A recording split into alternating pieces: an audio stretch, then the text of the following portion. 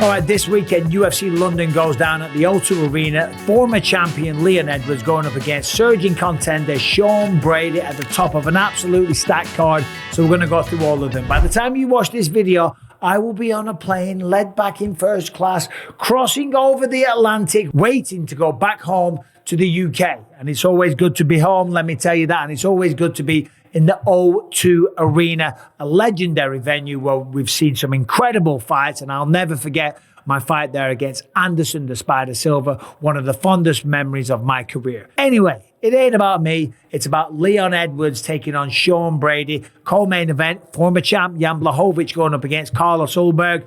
Gunnar Nelson versus Kevin Holland. We got a really interesting fight card. So let's get into it. In the main event, Leon Edwards, the former champion, as we know, lost his belt last July in Manchester to Belal Muhammad. Now, Leon's annoyed about that fight, okay? He said that he felt off. He had a bad night at the office. The time difference didn't help, and he just felt a little sluggish, a little off, a little tired. And Belal Muhammad showed up and had an incredible performance and beat him fair and square. Now, he was speaking to a journalist this week. He said that he would beat Belal Muhammad 9 or 10 times out of 10. Because Leon Edwards has built a career on beating that kind of style where people don't want to stand with him on the feet because he's too dangerous, so they look to take him down. That's how he beat Colby Covington. He beat Kamaru Usman twice in a row. Headshot dead, knocked him out the second time they fought. He beat Nate Diaz in a pretty dominant decision up until the 5th round. Belal Muhammad before that, Rafael Dos Anjos, Gunnar Nelson. All these guys are trying to do the same thing. They're trying to take him down, okay? So he's coming back into this one really pissed off. If he beats Sean Brady, the man wants a title fight.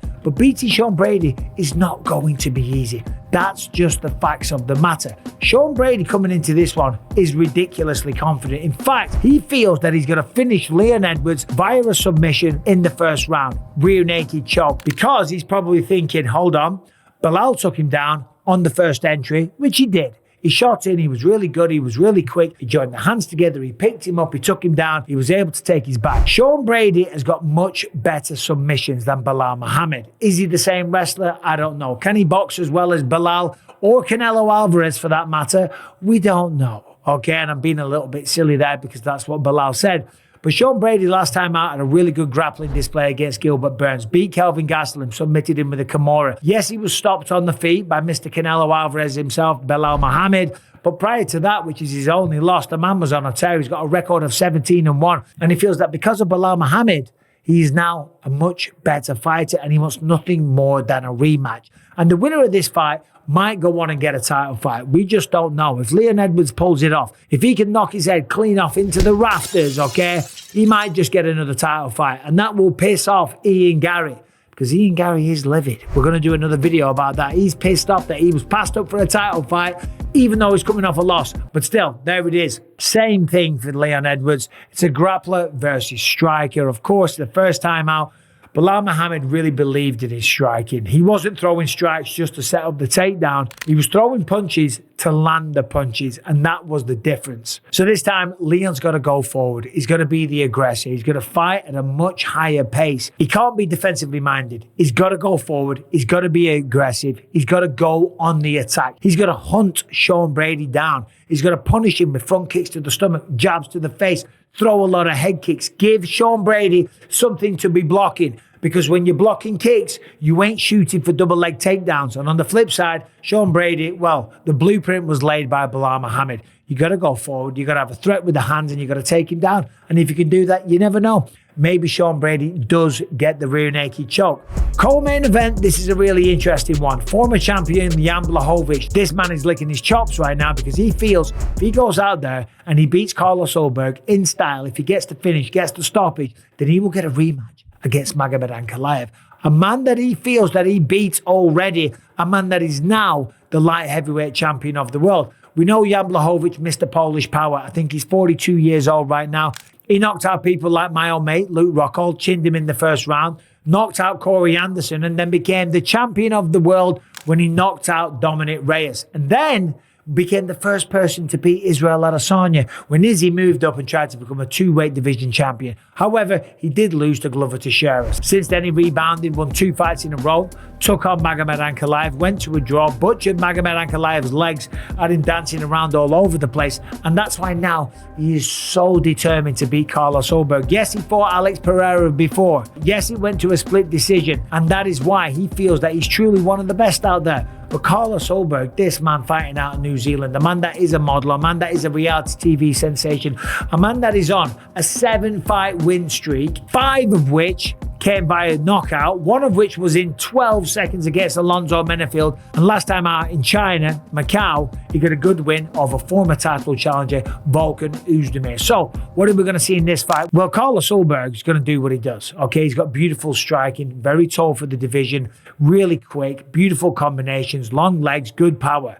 He's going to look to keep it on the feet. He's going to use his reach, his range. He's going to try and keep Jan Błachowicz at bay with a lot of jabs and front kicks to the stomach and stuff like that. Jan Błachowicz is going to be shooting takedowns all day long, okay? Wait for it. The man's a black belt in Brazilian Jiu-Jitsu. He sees Carlos Ulberg as his path back to becoming a potential champion. So he's going to take the path of least resistance, and I believe that will be, yes, of course, he's dangerous on the feet, but he's going to look to land the big left up, the big right hands, then he's going to level change and take him down, because he probably has got a big advantage there. Fight before that, we got Mr. Gunnar Nelson, Iceland's finest, going up against Kevin Holland. This one will be at 170 pounds. And that's kind of been the problem with Kevin Holland. He is so much entertainment. He really is. And a lot of the time, it's win or lose. He bounces up and down through different weight classes. Yes, he did have 5 wins in 1 year. Very, very busy. 2020, beat 5 people. 4 of them were stoppages. One of them was Ronaldo Jacare Souza off his back. Just ground and pounded him from his back.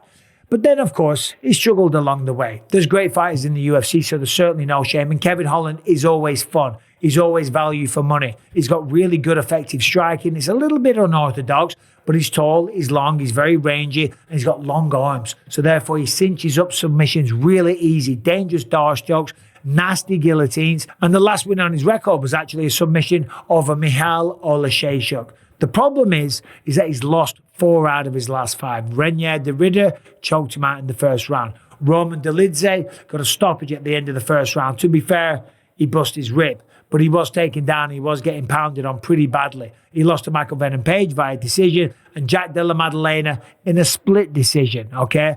But don't count out Kevin Holland. Of course, in this fight, he's got to keep the fight on the feet. Gunnar Nelson is absolutely tremendous. He's world class. He's one of the best on the ground. And of course, Gunnar Nelson is no stranger to fighting in the UK, so he's going to have a lot of support on side.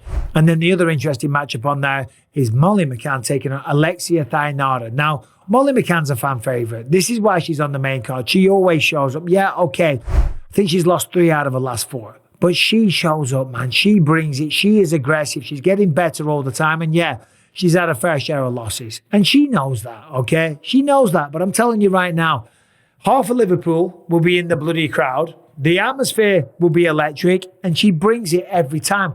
Look at those 2 spinning elbow knockouts that she delivered, one after the other. That was unbelievable. And as I say, she was supposed to take on Estela Nunes. Estela Nunes, again, kind of a similar form, but that's why the matchup kind of makes sense.